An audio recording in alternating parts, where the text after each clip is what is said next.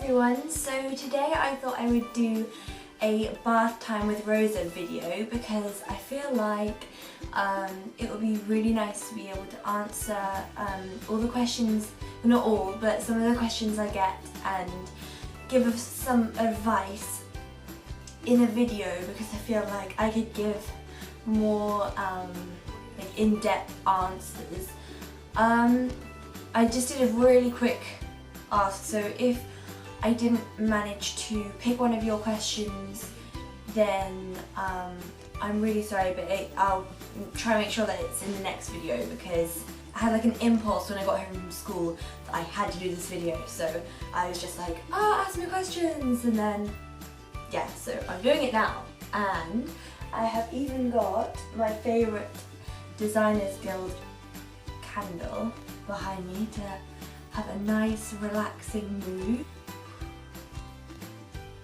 I have my book here of questions that you guys have asked, so let's do it! What time would you recommend getting to a concert, especially if it's your favourite band?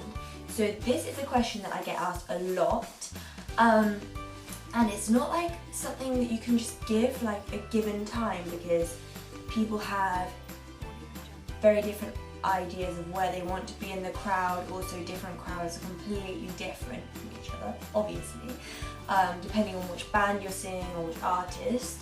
But I would say, seeing as you specified it was your favourite band, I would definitely say, like, if you really, like, some people really like being at the barrier at concerts, it's just their thing. I personally prefer it. That's because it sounds stupid, but that's mainly all I've ever really experienced because, well no, actually I have definitely been to concerts where I've been further back, but I'm just one of those people that if I'm seeing my favourite band, I want to be at the barrier. But also there's something really beautiful about the crowd, like, ooh, I'll put it down.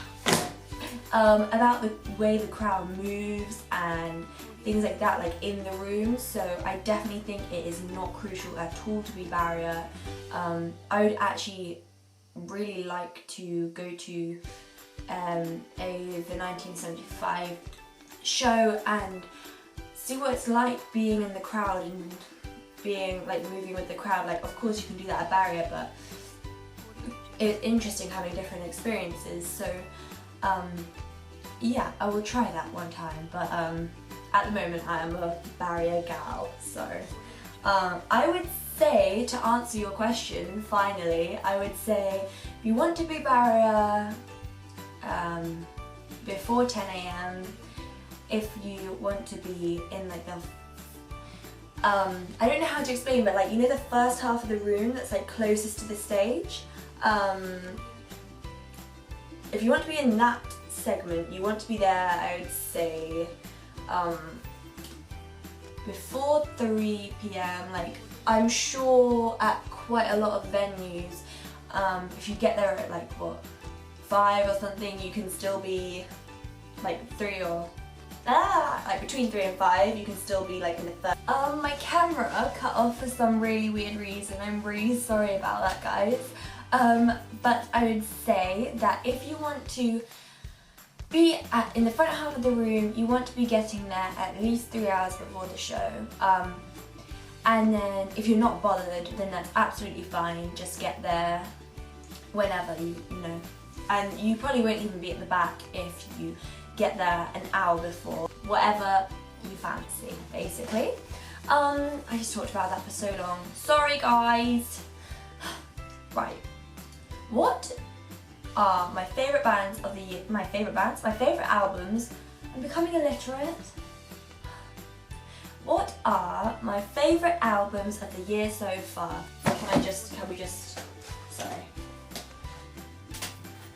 Can we just appreciate this, that my friend bought me round for my birthday as a late birthday present, like 2 days ago. Okay, this wasn't this year, but guys, just let me off, please.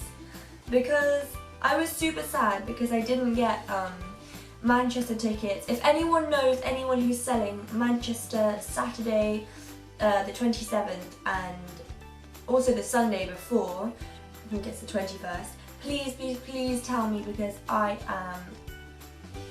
really need tickets to that show.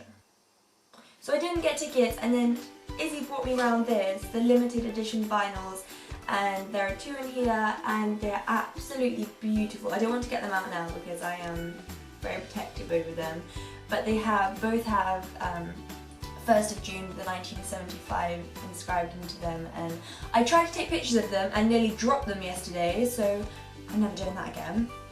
But yeah, so I'm in love. Favourite albums of the year? There haven't been many albums this year that I've been like massively into. I've been into bands, like of course, but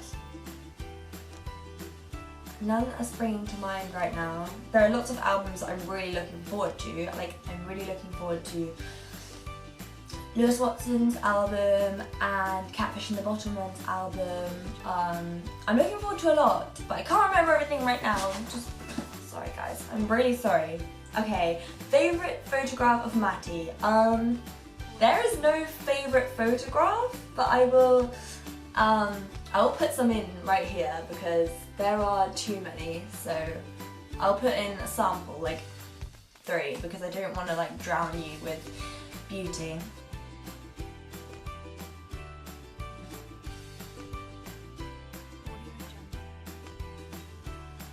That's a hard one, okay.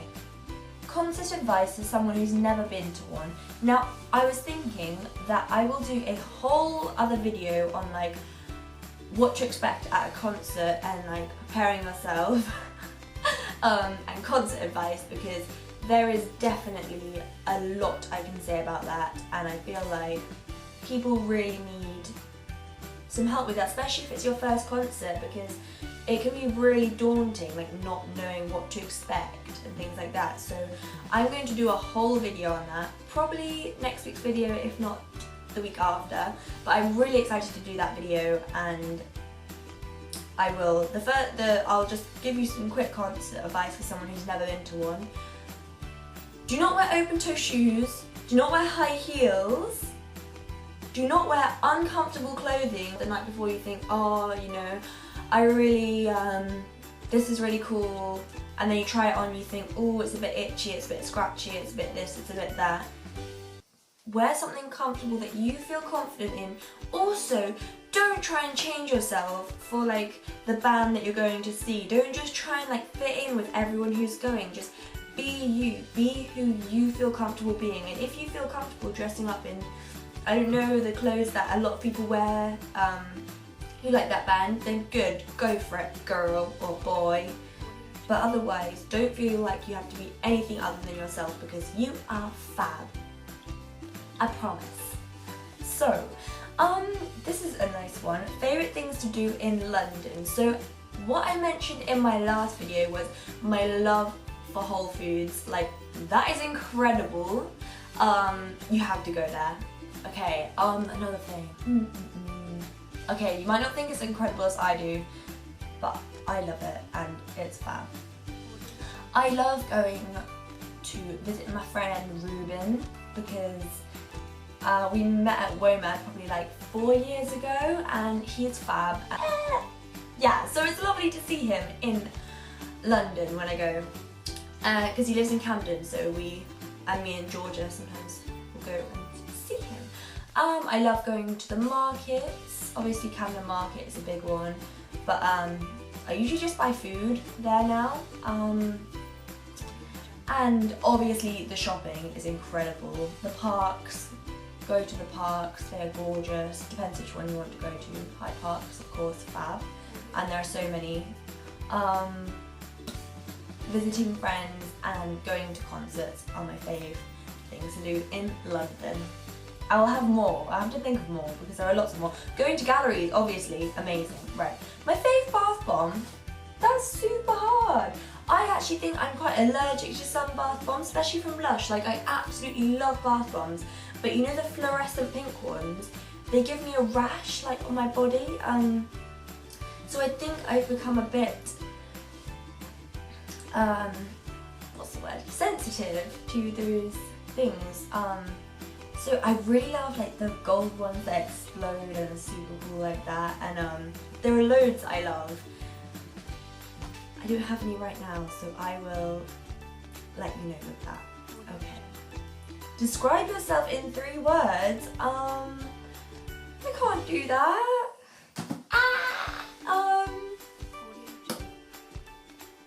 I don't have anything, guys. Describe me in 3 words. I don't have 3 words for me.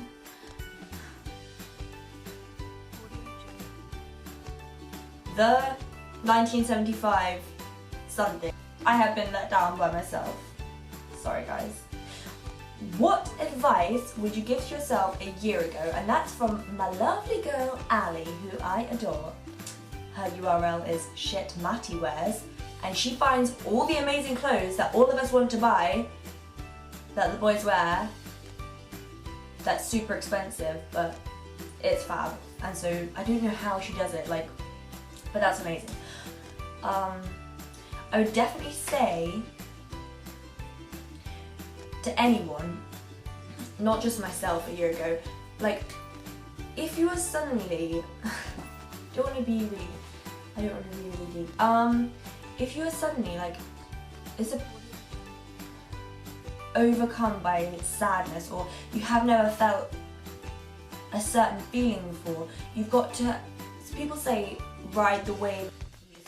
You let yourself feel things, you know, let yourself feel it, let yourself feel it, let yourself feel it, and then, although that will be incredibly painful, afterwards, things will feel a lot better. Like, if you let yourself just really feel an emotion, then you sort of cleanse yourself of it, you let go of it, you put it behind you, you lose it, because otherwise it just stays in you and keeps, it almost suffocates you. It's horrible. And I'm not saying this about me, I'm saying this about everyone, because it's one thing that I think that a lot of people don't let themselves do, and it means that people can't cope, they end up not coping. And I feel like that's one thing that everyone needs to remember, that if you let yourself feel something,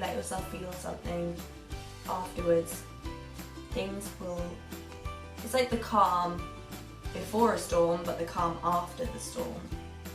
It's a good idea, guys. It's a good idea. Did you make Matty cry? No.